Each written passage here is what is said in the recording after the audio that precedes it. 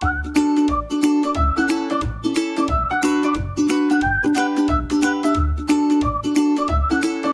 Stevens here with Lake Life Realty, and I'm here with Stevens Landscaping's landscape architect, Paul. Thanks for being here today. Great to be here. And we're at a new project that you are about to begin. We are. We're just starting. John actually did a little bit of grading here. We brought in some stone, but we're still in the planning stages because they're still building the inside of the house. But the furniture's in, so we're ready to go. And so because we're here, as you can see, we're on Lake Winnipesaukee behind us. There's a lot going on behind the scenes now as far as design, permit, prep work. What are you working on currently and have up to this point? So up to this point, the permitting was actually relatively easy on this one because the architect had already done it. So for us, it was a relatively easy case. We did have to do an amendment on this one because we had to expand our impact area. So that they gave us a very small impact area around the house, but in order to get the grading and everything else we wanted to do correct, we had to expand the impact area, which involved an amendment to the original permit. So for the project on this one, we're looking at more of a naturalistic landscape than we sometimes do. So the client particularly wanted to keep this project to be a little bit more woody and naturalistic looking. So we're not having a lot of foundation plantings, traditional foundation plantings. We're doing more of mixed perennials and shrub beds. We're putting in a couple of fences for screening, and we're doing some patios and walkways around from the front to the back of the house.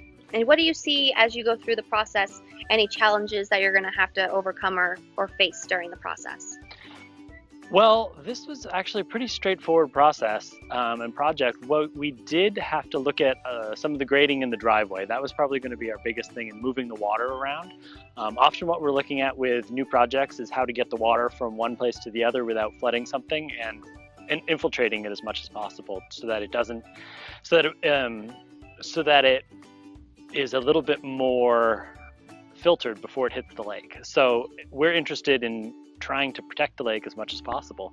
And by doing that, we're doing that through water control and runoff control and that sort of thing on this project. Makes sense.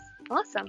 And for the timeline, when did you start this, and then where do you expect to be near completion?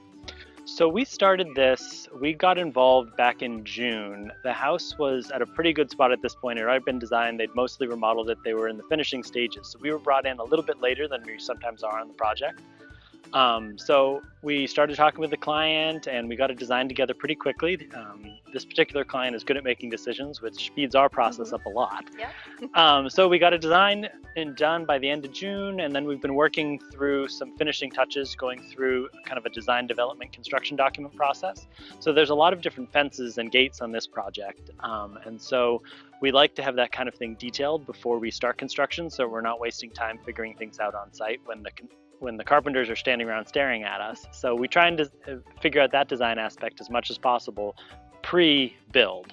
Yeah. So, and that way we get our budget a little bit tighter if we know exactly what we're doing. So for this particular one, there's some details in a couple of the gates that are going to be a little bit extra special. We're doing a painted fence and gate around a little English style cottage garden, and there's going to be some loon imprints in the gate. Wow. So I think it'll be really pretty. Awesome. And does this, any of this start to take place before the snow falls or through the snow in the winter? So we're going to be starting, what are we in? End of September now? So it's going to be starting in September. We're probably going to be starting in the next week or two.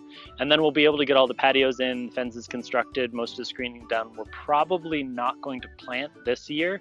We might do a little bit of screening planting, but we don't really like to plant perennials after end of September, middle of October, because they don't always make it through the winter. Trees and shrubs, it's usually okay to plant, but the perennials we tend to hold off on for a little bit longer. So we'll probably do the phased planting. So we'll finish most of the hardscape. We might do some planting in the fall, probably in the next month or so. End of October, we should be done with that. And then in the spring, we'll come back and we'll look at the perennials and the shrubs and stuff. Yeah. And then for my last question, any specific part of this design that's going to be your favorite?